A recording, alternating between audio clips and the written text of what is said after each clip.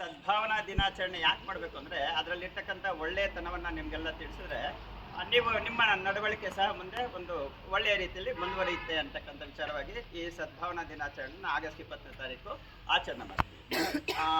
ಈ ಸದ್ಭಾವನೆ ಅಂದರೆ ಒಳ್ಳೆಯ ಗುಣಗಳನ್ನು ನಾವು ಮನುಷ್ಯರು ಸಂಘಜೀವಿಗಳು ಸಮಾಜದಲ್ಲಿ ನೆಮ್ಮದಿ ಶಾಂತಿ ಸಂತೋಷದಿಂದ ಬದುಕಬೇಕಾದ್ರೆ ಈ ರೀತಿಯ ಸದ್ಭಾವನಾ ಮನಸ್ಸು ನಮಗೆ ಬೇಕಾಗುತ್ತೆ.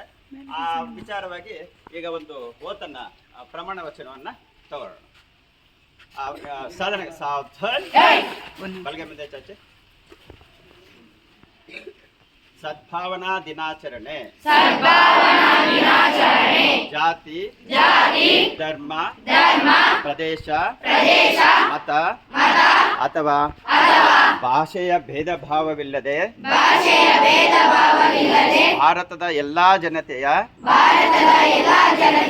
ಭಾವೈಕ್ಯ ಮತ್ತು ಸೌಹಾರ್ದಕ್ಕಾಗಿ ಕಾರ್ಯನಿರ್ವಹಿಸುತ್ತೇನೆ ಎಂದು ನಾನು ಪ್ರತಿಜ್ಞೆ ಮಾಡುತ್ತೇನೆ. ಅಲ್ಲದೆ ವೈಯಕ್ತಿಕವಾಗಲಿ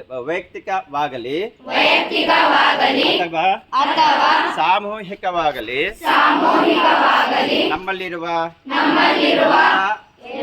ಭೇದ ಭಾವಗಳನ್ನು ಹಿಂಸಾಚಾರಕ್ಕೆ ಅವಕಾಶ ನೀಡದೆ